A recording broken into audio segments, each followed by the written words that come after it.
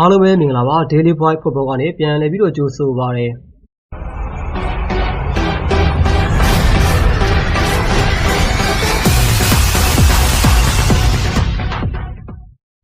ဒီနေ့နိုဝင်ဘာလ22ရက်နေ့တောက်ကြနေ့ညမှာရှင်ပြိုင်ကစားကြမယ်စပိန်လာလီဂါကဒါဗလင်စီယာအသင်းနဲ့လီဗန်တင်ဂျာမန်ဘွန်ဒက်လီဂါကမိန်အသင်းနဲ့ဟော့ဘိုင်အသင်းတို့ရဲ့ပွဲစဉ်တွေအပါအဝင်တခြားပွဲစဉ်တွေရဲ့ပွဲကြိုသုံးသပ်ချက်တွေကိုတင်ဆက်ပေးသွားမှာလည်းဖြစ်ပါတယ်ပထမဦးဆုံးအနေနဲ့ကတော့ဂျာမန်ဘွန်ဒက်လီဂါပွဲစဉ်ဖြစ်တဲ့မိုင်အသင်းနဲ့ဟော့ဘိုင်အသင်းတို့ရဲ့ပွဲစဉ်ဟာဆိုရင်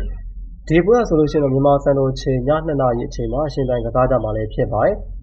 ်မိန်တို့အနေနဲ့လက်ရှိမှာဆိုလို့ရှိရင်တော့ခြေစွမ်းပိုင်းရောရလတ်ပိုင်းမှာပါပြန်လည်ပြီးတော့ကြာဆင်းနေတဲ့အသင်းဖြစ်ပြီးနောက်ဆုံးကစားခဲ့တဲ့9ပွဲမှာဆိုရင်လည်းတပွဲနိုင်တပွဲတည်း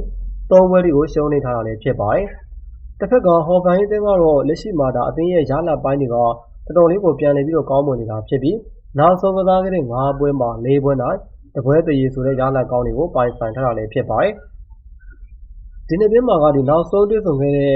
9ပွဲမှာဆိုလို့ရှိရင်မိန်တို့အနေနဲ့ဒါဟော်ဘိုင်အသင်းကို3ချိန်အနိုင်ရရှိအောင်ကစားထားတာဖြစ်ပြီးဟော်ဘိုင်အသင်းကတော့တစ်ချိန်နိုင်ကျန်တဲ့တစ်ချိန်ကတော့တရေရလက်ထွက်ပေါ်ထားတာလည်းဖြစ်ပါတယ်။လက်ရှိအနေထားအရဆိုလို့ရှိရင်တော့မိန်အသင်းနဲ့သာလို့ရှိရင်ဒါဟော်ဘိုင်အသင်းကပဲခြေစွမ်းပိုင်းရလက်ပိုင်းမှာပါပို့ပြီးတော့ကောင်းတဲ့အနေအထားမျိုးလို့ပြောရမယ်။ဒီပွဲကလည်းဖွင့်လှစ်ထားတဲ့ဒီပေါက်ကျေးရဆိုလို့ရှိရင်တော့ဒဲတဲ့ကျေးဖွင့်ထားတာဖြစ်ပြီးဂိုးပေါင်းရဆိုတော့3လုံးကိုတရေကျေးဖွင့်ထားတာလည်းဖြစ်ပါတယ်။ဒီပွဲကတော့ဒါပွဲစဉ်ရဲ့ရလက်ကကျွန်တော်ရဲ့အကြိုက်ဆိုလို့ရှိရင်တော့2-2နောက်1-2ဆိုတဲ့ပုံစံမျိုးလောက်နဲ့ဟော်ဘိုင်အသင်းကပဲအနိုင်ရရှိဖို့များတယ်။ဆိုတော့ဒါတရင်ဆိုလို့ရှိရင်တော့မဲလုံးဝကိုနစ်နာပြန်မရှိပဲနဲ့နိုင်လို့ရှိရင်အပြည့်ပြောရှင်ရမယ်ဒါဟော်ဘိုင်အသင်းကိုပဲပို့ပြီးတော့အကြိုက်တွေ့မိတဲ့ပွဲစဉ်တွေဖြစ်ပါတယ်။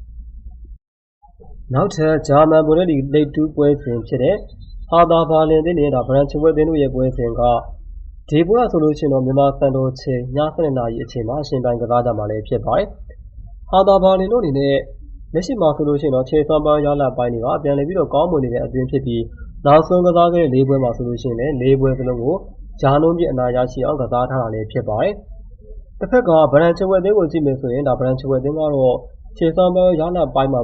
ပုံစံကောင်းတွေမှာရှိနေနိုင်ဖို့အတွက်ရုန်းကန်နေရတဲ့အသင်းဖြစ်ပြီးနောက်ဆုံးကစားခဲ့တဲ့9ပွဲမှာဆိုရင်လည်းတပွဲနိုင်4ပွဲတွေကိုရှုံးနေထားတာလည်းဖြစ်ပါတယ်။ဒီနေ့တင်းမှာကထိပ်တိုက်တွေ့ဆုံခဲ့တဲ့ပွဲစဉ်ကနောက်ဆုံးတွေ့ဆုံခဲ့တဲ့9ပွဲမှာဆိုလို့ရှိရင်ဟာသာဘာလင်တို့အနေနဲ့4ပွဲထိကိုအနိုင်ရရှိအောင်ကစားထားတာဖြစ်ပြီးကျန်တဲ့တပွဲကတော့တရေရလက်သားထွက်ပေါ်ထားတာလည်းဖြစ်ပါတယ်။လက်ရှိအနေထားအရဆိုလို့ရှိရင်တော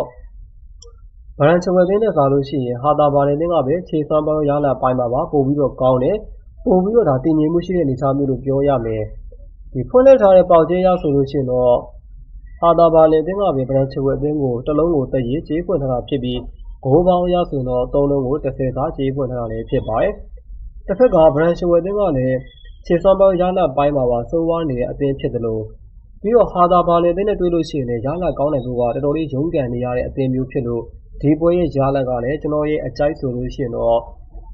့ဒါ2-0နောက်3-1ဆိုတဲ့ပုံစံမျိုးလောက်နဲ့ဟာသာဘာလင်အသင်းကပဲအနိုင်ရရှိဖို့များတယ်။ဆိုတော့ဒါအနိုင်တင်ချပြီးတော့2 ဂိုးပြတ်ဖို့အတွက်လည်းမခက်ခဲနိုင်တဲ့ဟာသာဘာလင်အသင်းကိုပဲပို့ပြီးတော့အကြိုက်တွေ့မိတဲ့ပွဲစဉ်လည်းဖြစ်ပါတယ်။နောက်ထပ်စပိန်လာလီဂါပွဲစဉ်ဖြစ်တဲ့ဗလင်စီယာအသင်းနဲ့လီဗန်အသင်းတို့ရဲ့ပွဲစဉ်ကတော့ဒီပွဲဆိုလို့ရှိရင်တော့မြန်မာစံတော်ချိန်ည2 နာရီခွဲအချိန်မှာရှင်ပြိုင်ကစားကြမှာလည်းဖြစ်ပါတယ်။ဗလင်စီယာတို့အနေနဲ့လက်ရှိမှာဆိုလို့ရှိရင်တော့ခြေစွမ်းပိုင်းရလတ်ပိုင်းတွေကတော်တော်လေးကိုဒါစိုးဝါးလာတဲ့အသင်းဖြစ်ပြီးနောက်ဆုံးကစားခဲ့တဲ့9ပွဲမှာဆိုလို့ရှိရင်တပွဲနိုင်2ပွဲတည်း2ပွဲရှုံးဆိုတဲ့ရလတ်ကိုပိုင်ဆိုင်ထားတာလည်းဖြစ်ပါတယ်။တစ်ဖက်ကဒီလီဗန်အသင်းကိုကြည့်မယ်ဆိုရင်ဒါလီဗန်အသင်းကလည်းခြေစွမ်းပိုင်းရဆိုတော့ဒါမစိုးလာတဲ့အသင်းမျိုးတွေမှာပါတယ်ဒါပေမဲ့ရလတ်ပိုင်းကတော့စိုးဝါးနေတဲ့အသင်းပဲဖြစ်ပြီးတော့နောက်ဆုံးကစားခဲ့တဲ့9ပွဲမှာဆိုလို့ရှိရင်လီဗန်အသင်းတို့နေတဲ့တပွဲနိုင်တပွဲတည်း3ပွဲတွေကိုရှုံးနေထားတာလည်းဖြစ်ပါတယ်။ဒီနေ့တင်းမှာကထိပ်တိုက်တွေ့ဆုံခဲ့တဲ့ပွဲစဉ်ကနောက်ဆုံးတွေ့ဆုံခဲ့တဲ့9ပွဲမှာဆိုလို့ရှိရင်တော့အင်ရှင်ဗလင်စီယာအသင်းက2ကြိမ်နိုင်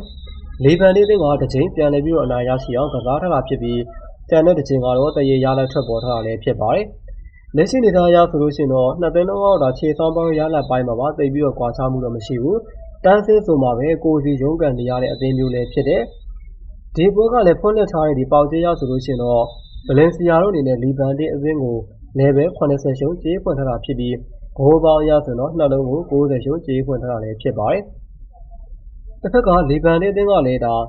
ခြေစွမ်းပိုင်းအရာအရန်ကြီးတော့လည်းအားရစရာမရှိဘူးဆိုပေမဲ့အင်ရှင်ဗလင်စီယာတင်းရဲ့လက်ရှိစွမ်းဆောင်ရည်ပိုင်းကလည်းသိပြီးတော့ယုံစားလို့မရတဲ့အနေအထားမျိုးဖြစ်လို့ဒီပွဲရဲ့ရလကကျွန်တော်ရဲ့အကြိုက်ဆိုလို့ရှိရင်တော့2-2နောက်1-1ဆိုတဲ့ပုံစံမျိုးလောက်နဲ့ပဲပြီးသွားဖို့များတယ်ဆိုတော့ဒါတရေဆိုလို့ရှိရင်တော့80တိပျော်ရွှင်ရမယ်လေပန်တဲ့အသင်းကိုပဲပို့ပြီးတော့အကြိုက်တွေ့မိတဲ့ပွဲစဉ်တွေဖြစ်ပါတယ်နောက်ထပ်စပိန်လာလီဂါလိတ်2ပွဲစဉ်ဖြစ်တဲ့လက်စပါမာတင်းနဲ့အေဘာစီးတီးတင်းတို့ရဲ့ပွဲစဉ်အားဆိုလို့ရှိရင်ဒီပွဲကတော့မြန်မာစံတော်ချိန်ည2 နာရီအချိန်မှာအရှင်ပြိုင်ကစားကြမှာလည်းဖြစ်ပါတယ်လက်စပါမာတို့အနေနဲ့လက်ရှိနောက်ပိုင်းပွဲစဉ်လေးမှာတော့ရလဒ်ပိုင်းတွေကပြန်လည်ပြီးတော့ကောင်းမွန်လာခဲ့တယ်နောက်ဆုံးကစားခဲ့တဲ့ဒီ2ပွဲမှာဆိုလို့ရှိရင်လည်း2ပွဲစလုံးကိုရာနှုန်းပြည့်အနိုင်ရရှိအောင်ကစားထားတာလည်းဖြစ်ပါတယ်တစ်ဖက်ကအေဘာစီးတီးတင်းကိုကြည့်မယ်ဆိုရင်ဒါအေဘာစီးတီးတင်းကတော့ခြေစွမ်းပိုင်းရလဒ်ပိုင်းမှာပါဒါမဆိုးလာတဲ့အသင်းမျိုးလို့ပြောရမယ်နောက်ဆုံးကစားခဲ့တဲ့5ပွဲမှာဆိုရင်3ပွဲနိုင်2ပွဲရှုံးဆိုတဲ့ရလဒ်ကိုပိုင်ဆိုင်ထားတာလည်းဖြစ်ပါတယ်ဒီနှစ်သင်းမှာကတော့ထိပ်တိုက်တွေ့ဆုံခဲ့တဲ့ပွဲစဉ်ကနောက်ဆုံးတွေ့ဆုံခဲ့တဲ့5ပွဲမှာဆိုလို့ရှိရင်လက်စပါမာတို့အနေနဲ့အေဘာစီးတီးတင်းကို2ကြိမ်အနိုင်ရရှိအောင်ကစားထားတာဖြစ်ပြီးအေဘာစီးတီးတင်းကတော့တစ်ကြိမ်ပြန်လည်ပြီးတော့အနိုင်ရရှိအောင်ကစားထားတာလည်းဖြစ်ပါတယ်လက်ရှိအနေအထားမှာဆိုလို့ရှိရင်တော့လက်စပါမာတင်းကပဲဒါအေဘာစီးတီးတင်းနဲ့ပါလို့ရှိရင်ခြေစွမ်းပိုင်းရောရလဒ်ပိုင်းမှာပါပို့ပြီးတော့ကောင်းတယ်ပို့ပြီးတော့ဒါတည်ငြိမ်မှုရှိတဲ့အနေအထားမျိုးကိုတွေ့ရတယ်ဒီပွဲကလည်းဖွင့်လှစ်ထားတဲ့ပေါင်ကျင်းရဆိုလို့ရှိရင်တော့လက်စပါမာတို့အနေနဲ့အေဘာစီးတီးတင်းကိုတစ်လုံးကို60စာကြေးဖွင့်ထားတာဖြစ်ပြီးဂိုးပေါင်းရဆိုတော့နှလုံးကို60ရှုံးကြေးဖွင့်ထားတာလည်းဖြစ်ပါတယ်တစ်ဖက်ကအေဘာစီးတီးတင်းကလည်းလက်ရှိမှာဒါအသင်းရဲ့စွမ်းဆောင်ရည်ပိုင်းတွေကအစိုးကြီးမဟုတ်ဘူးဆိုပေမဲ့လက်စပါမာတင်းရဲ့အိမ်ခွင့်မှာကကြတော့ရလဒ်ကောင်းနိုင်ဖို့ကလုံးဝကိုမလွယ်ကူဘူးပြီးတော့ဒီအေဘာစီးတီးတို့အနေနဲ့အဝေးကွင်းပွဲစဉ်9ပွဲမှာဆိုလို့ရှိရင်2ပွဲနိုင်3ပွဲတည်း2ပွဲရှုံးရာကို12ဂိုးနဲ့ပေးဂိုးကလည်း12ဂိုးထိကိုပြန်လည်ပြီးတော့ခွင့်ပြုထားရတာကိုလည်းတွေ့ရတယ်ဆိုတော့အေဘာစီးတီးတင်းကအင်ကွင်းစွမ်းဆောင်ရည်ပိုင်းမှာလည်းတော်တော်လေးညံ့တဲ့ထင်မှာပါတယ်လို့ပြောရမယ်အင်ရှင်လက်စပါမာကကြတော့အင်ကွင်းပွဲစဉ်9ပွဲမှာ4ပွဲနိုင်1ပွဲတည်း2ပွဲရှုံးရာကို10ဂိုးနဲ့ပေးဂိုးကတော့6ဂိုးသာပြန်လည်ပြီးတော့ခွင့်ပြုထားရလည်းဖြစ်ပါတယ်ဆိုတော့အင်ကွင်းစွမ်းဆောင်ရည်ပိုင်းအရာပို့ပြီးတော့ကောင်းတယ်လို့အဝေးကွင်းစွမ်းဆောင်ရည်ပိုင်းမှာလည်းဒါညံ့တဲ့အေဘာစီးတီးကဒါလက်စပါမာတင်းရဲ့အိမ်ကွင်းမှာရလဒ်ပေါင်းနဲ့ကောင်းနိုင်ဖို့ဆိုတာကတော်တော်လေးကိုဒါမလွယ်ကူတဲ့အနေအထားမျိုးပေါ့လေဆိုဒီပွဲရဲ့ရလဒ်ကလည်းကျွန်တော်ရဲ့အကြိုက်ဆိုလို့ရှိရင်တော့2-1ဆိုတဲ့ပုံစံမျိုးလောက်နဲ့ပဲလက်စပါမာတင်းကအနိုင်ရရှိဖို့များတယ်နိုင်လို့ရှိရင်60စားရမယ်လက်စပါမာတင်းကိုပဲအကြိုက်တွေ့မိတဲ့ပွဲစဉ်ဖြစ်ပြီးပွဲစဉ်ရဲ့ရလဒ်ကလည်း2သင်းပေါင်း3ဂိုးဆိုလို့ရှိရင်3လုံးပြည့်ဖို့ဆိုတာကသိပြီးတော့မခက်ခဲနိုင်တဲ့ပွဲစဉ်မျိုးဖြစ်လို့3လုံးဆိုရင်ဒါ100ပြည့်ပျော်ရွှင်ရမယ်ဂိုးအများကိုလည်းထပ်ပြီးတော့စဉ်းစားထားတဲ့ပွဲစဉ်မျိုးလည်းဖြစ်ပါတယ်